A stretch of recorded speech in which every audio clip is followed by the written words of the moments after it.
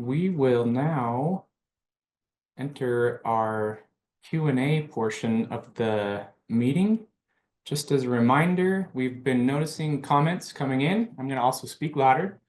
Notice comments coming in, and again, if you have a similar thought around that, we just ask that you upvote it, and then it will bring it to the top so that we know that that's there.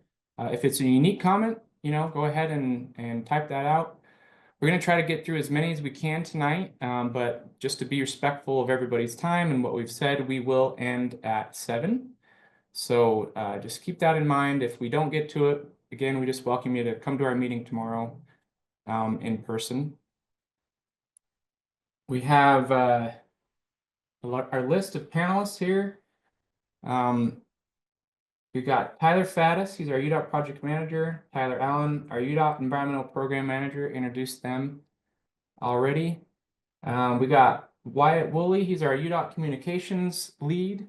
We have Matt Montgomery, our noise analyst. H.G. Kunzler, our state environmental study project manager.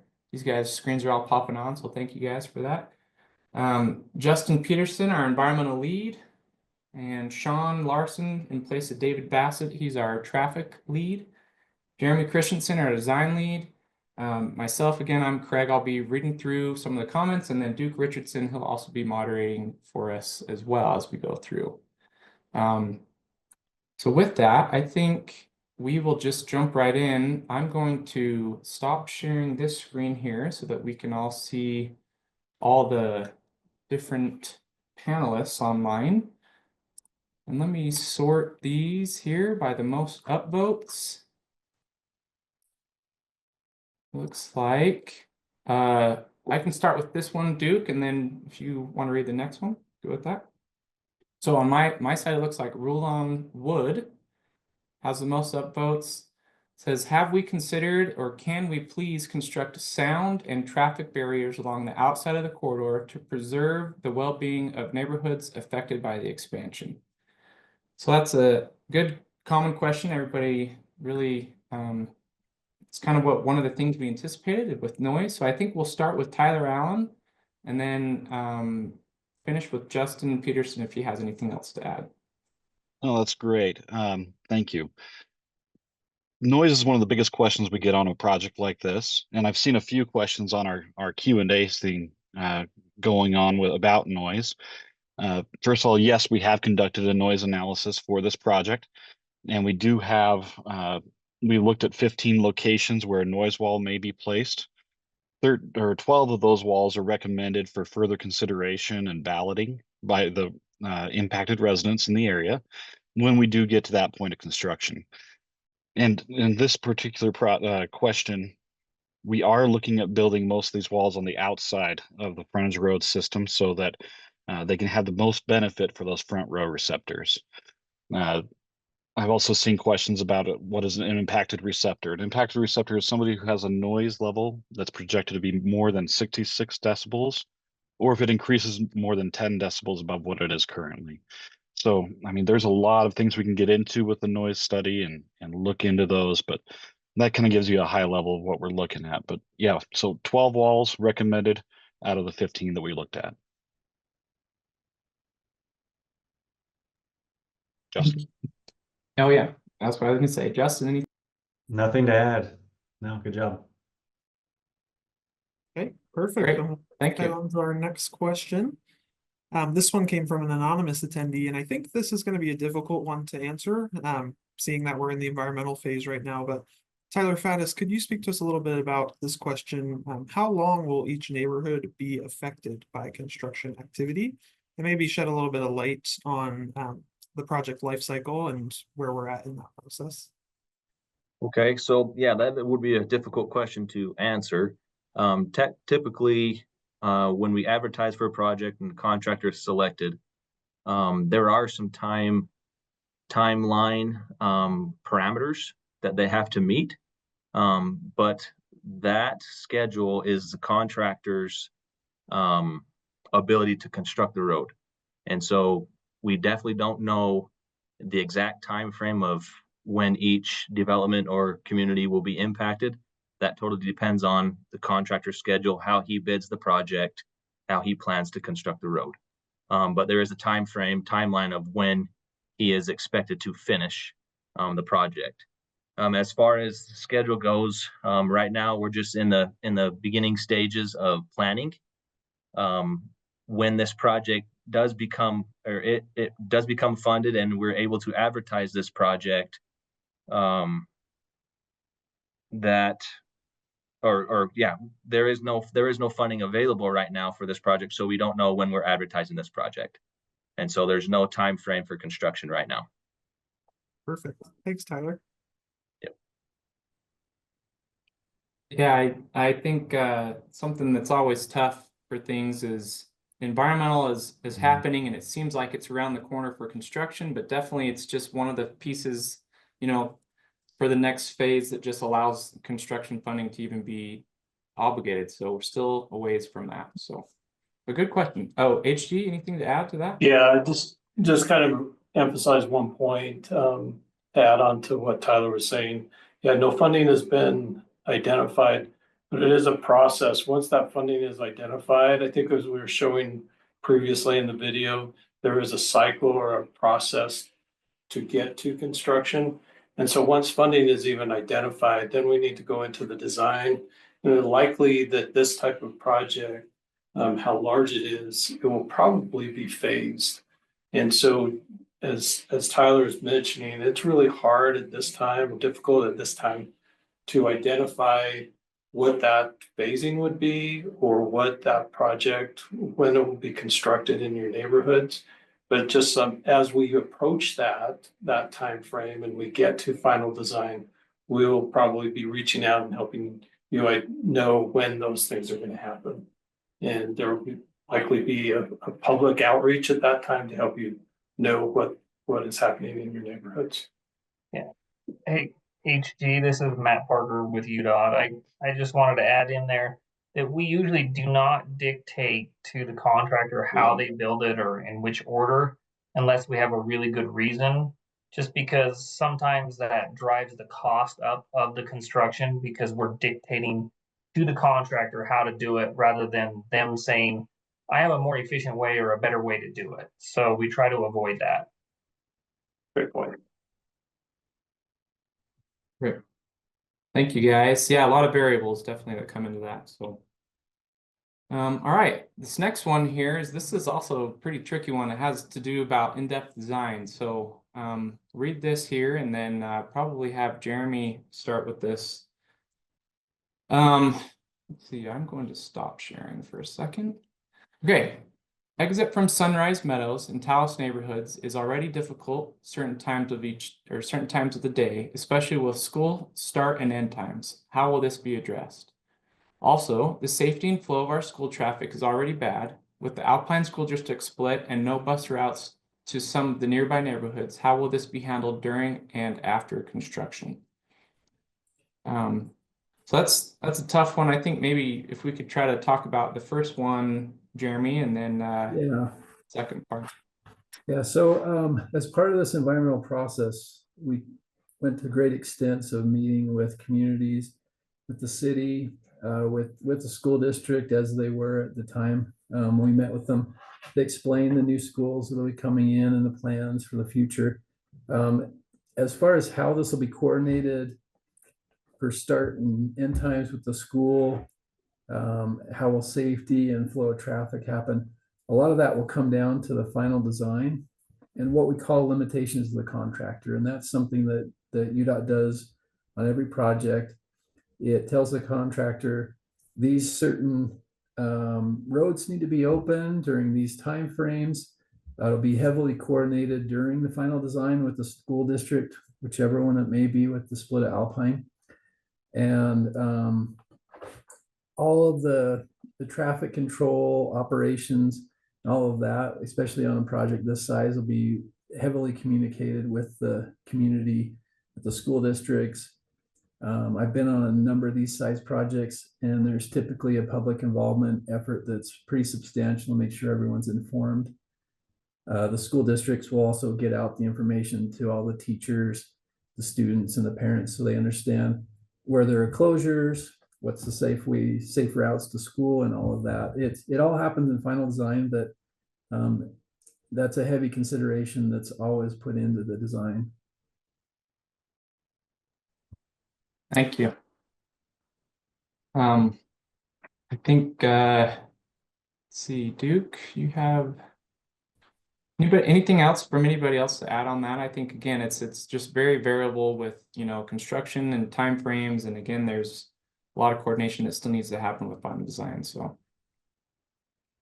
Cool, perfect. Well, the next one is also design related. So coming back to you, Jeremy, and maybe HG and Tyler Faddis have some knowledge to sprinkle in as well. But this anonymous attendee is curious about the depressed freeway and how the decision was made about where the freeway would be depressed versus elevated, specifically considering the neighborhoods in the area. So Jeremy, can you talk to us a little bit about that? Sure. So the question about why the corridor is east of the clay pit. So in this area, especially for all of you residents who live in the area, there is a lot of terrain to try to work around. The ground climbs a lot in that area. The profile of the road, so as we take the freeway up and out and around, that area happened to be pretty tricky, and ultimately we selected to go to the east of the clay pits. And there's a number of discussions that are in the environmental that cover the reasoning behind that, but in a nutshell, it was tied primarily to terrain. Thank you. Yeah, thanks, Jeremy. Um, HG or Tyler? Yeah. If not, Yeah. Tyler, you want to take this or I can step in? So just adding to that, I think also asking about the depressed freeway in certain sections and not in other areas. And I don't know if you guys can bring up a map, but basically that depressed freeway is going from Pioneer Crossing down to about the 4th South or area, and then it starts to rise again. Thank you for bringing that up. Part of the reasons for not extending that further down is because there is a number of utilities in the area around the 4th North area. And to be able to get those utilities, specifically it's gravity-based utilities, so storm sewer and sewer lines, those would have to be very deep, and then there's consideration or concern that they can even flow without having pump stations involved, which adds concerns about maintenance in the future and whatnot. So a number of reasons we did look at depressing the corridor in different locations or extending that further to the south, but we found that was cost prohibitive and many times not even feasible for us to do. So we're bringing that back up. We also wanted to maintain an access going across 4th North to improve that access going into the schools, as we talked about earlier. So number of reasons for that. I'm not sure, Jeremy, if you wanted to add more to that or not, but some of the things we did look at were to depress it further to the south, but found it was not feasible. Yeah, and I think I would add that a lot of this alignment has been planned. Well, a lot of it, all of it's been planned with Saratoga Springs, with the city, and a lot of efforts been made to try to optimize, to make it the best that we can, given the terrain. As HG mentioned, there's the area you can see on the screen right now that's in the light blue up towards the top. That's the area where the freeway goes beneath the ground level, and it pops up roughly at the park. And at that point, it carries over 4th North, Pony Express, and the others. And there's just a lot of limitations. What we wanted to do is maximize the amount of access to this corridor and provide the the east-west traffic. When you do that, once you're up, you have to stay up because the freeway can't change as quickly as smaller roads can. And so that's kind of the main driving factors as to why it's why it's raised, elevated for the freeway in this area. Perfect. Oh. Thank you, guys. Tyler, did you have I'll- something? Yeah, I'll also add also the drainage, talking about Tickville Wash or Tickville Gulch, however you want to call it. That's a very deep channel that conveys a bunch of water during a very hard or great storm event. And to be able to install infrastructure to handle that amount of water would not be economically feasible. So Perfect. Awesome. Well, thank you, guys. Thank you. Okay, this next one here, also anonymous attendee, says, what is the timeline for developing the freeway, including the ramps?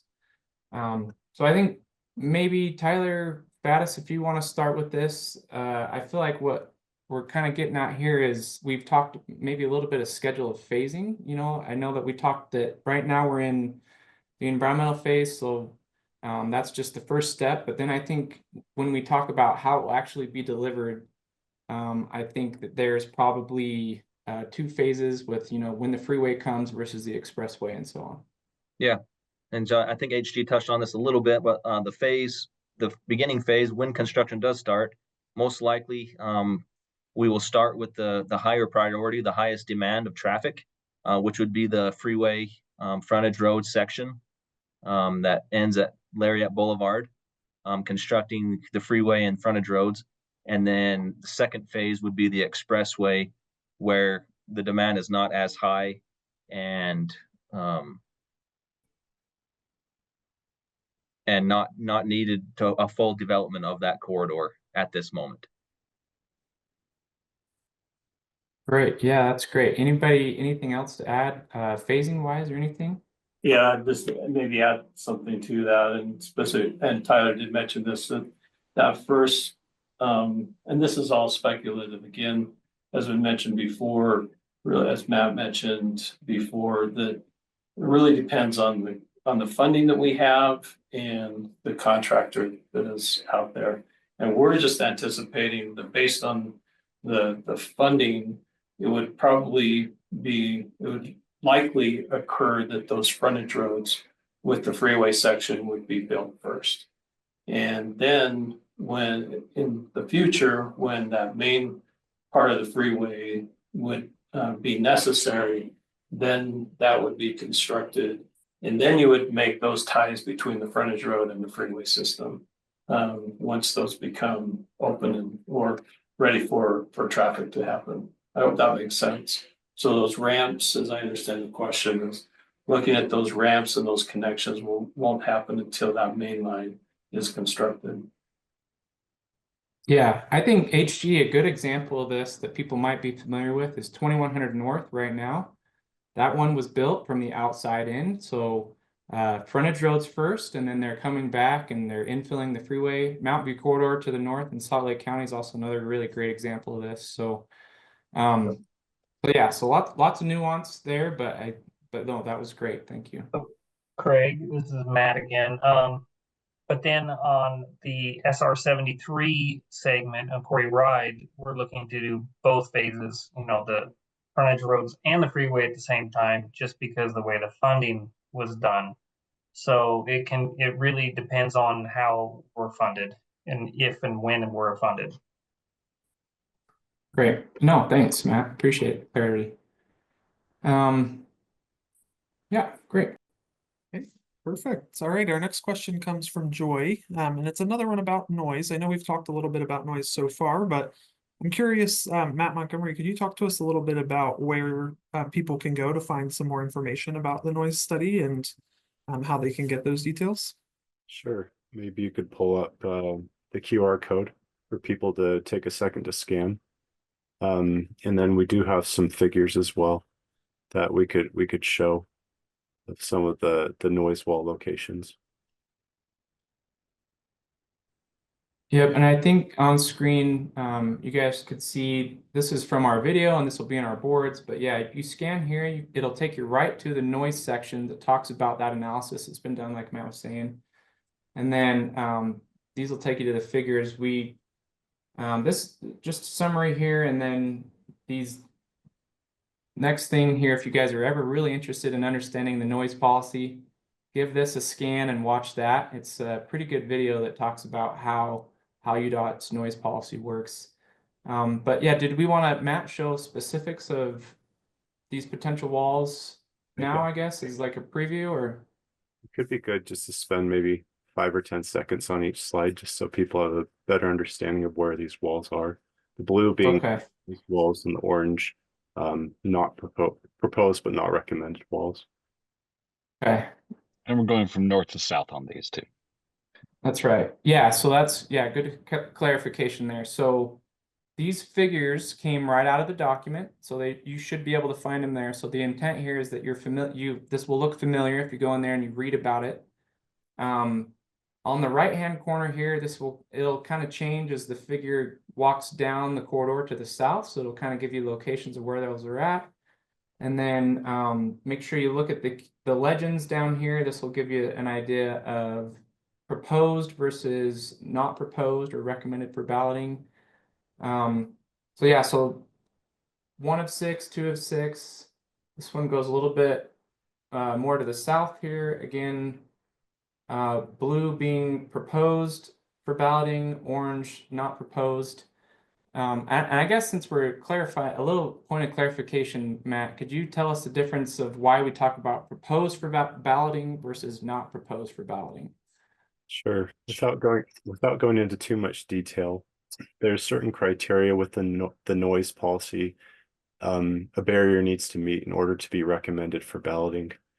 These are acoustic or noise reduction goals, and also cost. There's an allowable cost for barriers depending on their noise reduction. So with that, if a barrier meets those requirements, then we say it's recommended for balloting, meaning during the final design phase, these barriers, I think it's during final design. Anyways, these barriers at some point, residents and business owners or property owners in general will have an opportunity to vote on whether or not they want the proposed barrier there. Barriers that are not recommended for balloting are barriers that did not meet those acoustic and cost requirements within UDOT's noise policy. Great. Yeah, and again, example of that, there's on screen here, we're showing this orange or reddish line as a barrier not recommended for balloting, so meaning it didn't meet that criteria. And then the blue here did meet that criteria, and as Matt said, it would be during final design that then the team would reach out and they would say, okay, well, there's a wall proposed here. There's criteria there about voting in favor or not for that. So it's good. Noise is a tough one to try to answer, and we again recommend if you can come tomorrow and talk to us in person, and we can help shed some more light on that. So. And one more thing on that, when you do see those ballots, make sure you reach out to your neighbors to make sure that they are also returning those ballots. We need as many of those returned as we can get. Again, that won't happen for quite a while, but just something to keep in mind. Awesome. Thanks, guys. That was a great overview. A reminder that all of this content is available on our project website, so don't feel like if you missed the QR code that was your last chance. It's all there on udot.utah.gov/MVC South, so you can find it there. Great. Okay. Well, the next one sorted here. Looks like okay, so one of the main reasons we are building the road is secondary evacuation route. Will there be roundabouts instead of stop signs so traffic will move along and won't require police to help? It's a good question. I think maybe traffic wise, is that something that I guess Tyler Faddis, do you want to speak to that a little bit there? And if not, we could go to John. Yeah, go ahead. Okay, so part of this design, the freeway section and the express and the frontage roads, no, there is no roundabouts identified there, but there are from frontage road to frontage road. You can turn around. There's Texas turnarounds that will connect the frontage roads that'll take you from north to south. As far as stop signs, to approach intersections on frontage roads. Oh, there'll be located stop signs for stop conditions. And that's, if Jeremy's got another more information on that. Yeah, one of the other things as there was the fire, years ago, Redwood Road was the only way out. What Mountain View Corridor provides is that secondary access. So, it'd be horrible if there was another fire like that, but if that was the case, there's multiple ways to get out and evacuate. And that's part of the driving factor of this. The other part is just the sheer growth in this area. But things would operate, your freeways would be uncontrolled. So you just like a normal I-15, there's no stoplights on I-15. And then your frontage roads would be traffic signals. But the emergency response, as far as what we did on this project, we coordinated with both police and fire to have them review the plans. And we adapted based on the feedback so that the fire engine response could be much better than it has been in the recent time with the congestion that's on Foothill right now. Great, thank you. Okay, perfect. Well, our next question here is about a design consideration, comes from Philip. How did you select the access road for Sunrise Meadows subdivision? Why isn't Rattler Road a better access since it's further north and the other entrance is close to the one further south? I'm curious, Jeremy, can you talk to us a little bit about like the design rationale behind that? Yeah, maybe if you can pull up that map there. Kind of a blown up version, we can kind of go over that. Give Craig a second to get to that. Okay, yep, keep on going. So we want to go right to the very beginning. There you go. Okay. So the question again was, why was Rattler Road selected instead of Sunrise? Is that correct? They said, so how did we select the access road from Sunrise Meadows subdivision? And why wasn't Rattler Road a better access since it's further north and that the other entrance is close to the one further south? Okay, yeah, I can explain this. So in the areas we talked about how the freeway itself is depressed through this intersection. Yep, thank you. The freeway's down low enough, but just barely low enough for us to get the southbound frontage road. So the red southbound, yep, right there.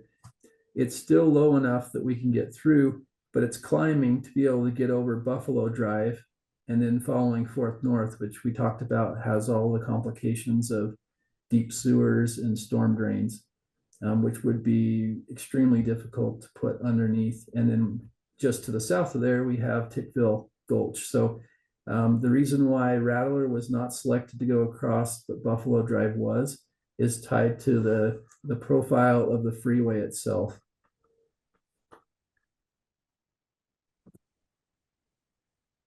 Perfect. Thanks, Jeremy.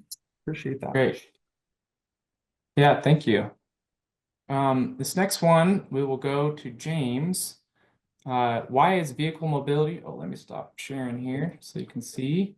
Why is vehicle mobility a main priority and not people mobility? Is UDOT's main priority to move vehicles or people? And I think Tyler, Allen, if you want to start with this one. Yeah, so the purpose of UDOT is to move people. You're right. It is to move people, not necessarily cars. And what we're talking about here in a lot of our document is the active transportation aspect of things. As such, we're connecting to the trail networks that already exist in Saratoga Springs and enhancing those with parallel trails up and down the corridor. In conjunction with that, Israel Canyon, we're committing to being able to connect or replace that trailhead or facilitate that trailhead in the future to make sure that we're not cutting off active transportation. UDOT has a very vested interest in making sure that we're allowing multiple options for that in the future. I would also add, Tyler, to that there was great efforts made with both UDOT and Saratoga in making sure that there was safe passage, especially through the major roadways where we have grade separated crossings. So either overpass or underpass for the pedestrians and bikes. And that was we put a lot of effort into that to make sure that there's that interconnectivity. We know how well the community of Saratoga is very active transportation sensitive, and we want to make sure that provide the best network for you. As well as east-west connections, as well as that north-south as well. Yep. I can add one point to this too. So when we look at mobility, like has been discussed, we're looking at all modes of transportation. So active transportation being bikes, scooters, whatever. So that's where those trails came from, as the others have indicated. But that traffic analysis is done based on what is planned for the area, including this project. And that does include transit that is planned through this area as well. So all modes are considered in helping to look at what the ultimate solution or the capacity is needed for this area. So vehicle mobility is a part of that, transit is a part of that, active transportation is a part of that as well. Yeah, and I wonder if the next kind of part of the question also from James too, it's talking about economic principle of induced demand.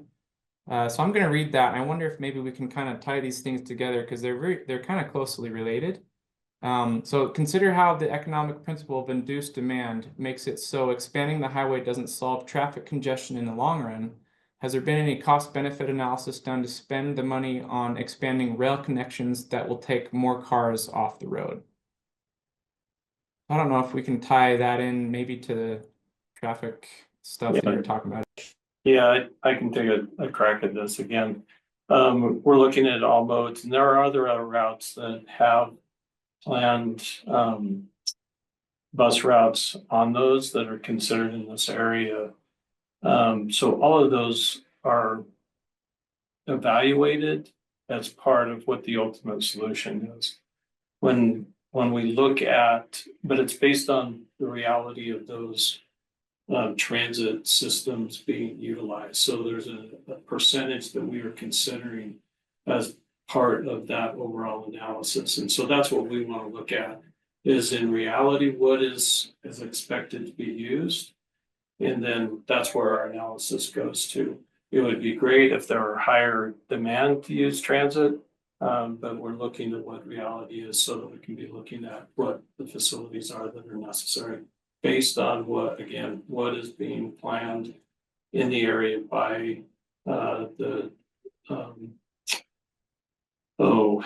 by MAG, the planning organization in the area, the cities and the state. Great, thanks. Those are tough ones there. All right. It looks like our next one from Mitch. Will any of the roads currently connecting to Foothill be dead-ended? That feels like a design question. I'm apologizing, Jeremy. I'm picking on you today, but do you want to talk to us about that? Sure, happy to answer that. Yes. The answer is yes. Can you pull up the map towards Pioneer Crossing? Okay, so 1200 North will be dead-ended. There isn't a way to connect it up to the French road system in a safe manner. But what we're doing, you see in yellow with the dashed lines, is an extension of Coyote Runway. So what that'll do is it allows any in the neighborhood, essentially from Buffalo to 1200 North, so that kind of corner between Coyote and Rattler and Mountain View, the ability to get to SR 73, which then gets them back to the signal. So while we are dead ending 1200 North, what it is providing is a safe access to get to a signalized intersection. And also that provides the access for the fire to be able to get quick access to all areas in this community. When the fire station is just a little bit right where 1200 North is, that's the fire station. Good. Yeah, thank you. I think that's probably the only one that I can think of that might be dead-ended. I think most all the others have been tried to accommodate it in some way, if not with a full crossing, and definitely a right in, right out type of a scenario. So Correct. okay. Yep, sorry. I'll take the next one here from Rulon. It says, does this affect the power substation that's currently being built above the Fox Hollow subdivision? Jeremy, you might, or The Tyler answer is probably no. want to. The substation's not affected. We've been coordinating that with Rocky Mountain Power. Okay, great. That's the easy one. Yeah, I like it. Okay, perfect. So our next question comes from Camille Jones. Has walkability and bikeability to local schools been considered? For residents who live on the west side of Thunder Ridge, it's Thunder Ridge Elementary. It's already challenging to get across Mountain View Corridor during school hours, as Jenny had also highlighted from a previous question. And lack of sidewalk and strategically placed crosswalks requires students to bus to school even though the school is within walking distance. So that's more of a comment. So thank you for that one, Camille. We will note that and move forward. Yeah, I think one of the things that we've kind of hit on, I think that Tyler and HG talked about, was all the connections for trails and stuff. That's not to say that they're, you know, as you get closer to design, that wouldn't be coordinated more with the schools. But definitely there is, if you look at the designs, we call out the trails in a whole bunch of places. So there's definitely walkability as far as generalness goes there. So Duke, Craig, if I may chime in here, we did look at walkability and bikeability to Thunder Ridge. Because we're short on time, I'll just refer you to the section where we talk about that in the state environmental study. You can read about that in section 3.5. And I think what you're really interested in reading about is on page 3-27. There will be some impacts to how people walk and bike to and from Thunder Ridge Elementary.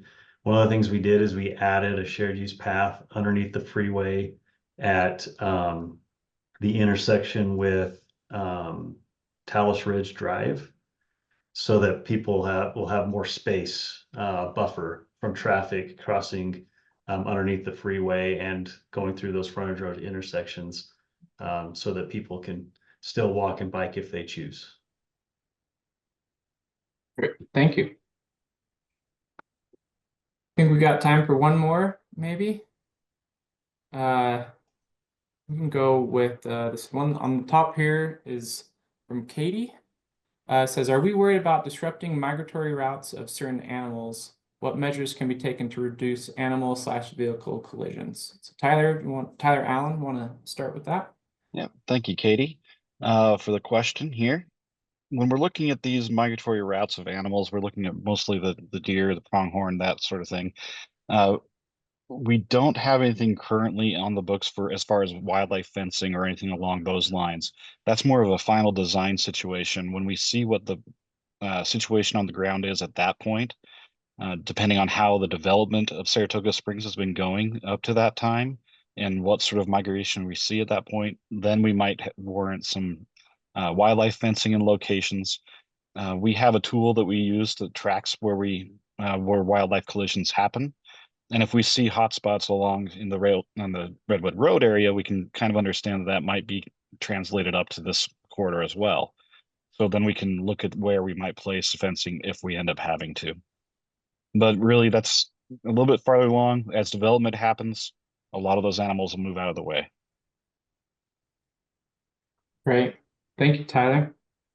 I'm trying to think if there's anything that we could get really quick. I'm thinking we might not have time for any more today. I want to make sure that I share with you guys one more time a reminder for our public meeting tomorrow that will be in person. This will be at the Lake Mountain Middle School. Have a map here just off Redwood Road, kind of right smack dab in the middle of the corridor that we've been talking about today. So just again, a reminder to come there. We also just wanted to let you know we have a couple of different varieties here for you guys to reach out to us. If for some reason you can't come tomorrow, and we didn't get to your question today, you're more than welcome to give us a call on our hotline, and we can talk you through it, get you in touch with the right people that we know of. We also have our email, as shown on screen. It's mbcsouth@utah.gov. And then on our website, you're welcome to go on there. This is all, our email on both our website also will let us know how you can continue to make comments. We do have a comment period open right now. And so that's just, again, if you go to our website on the front page, it'll direct you and show you the different ways that we're able to accept those. So, and with that, I think that really kind of brings us to the end of our time. Any final departing words from anybody on our team? Again, just kind of want to shout out, come to our meeting tomorrow. Yeah, I just echo that. As I'm scanning through the rest of the questions, many of them are very personalized to where you're at. So if you can come tomorrow night, would be glad to sit down with you specifically and talk about some of those your particular questions related to exactly where you live. So encourage you to come tomorrow. Yeah, and I again want to remind you, we'll put all this online, this presentation. We have all our presentation boards we'll put online. Tomorrow's meeting will have big scroll plots that will roll out that everybody can come and look at, and we can talk you through how the layout works with the road and everything. So appreciate everybody's time tonight and hope to see you tomorrow. Thanks.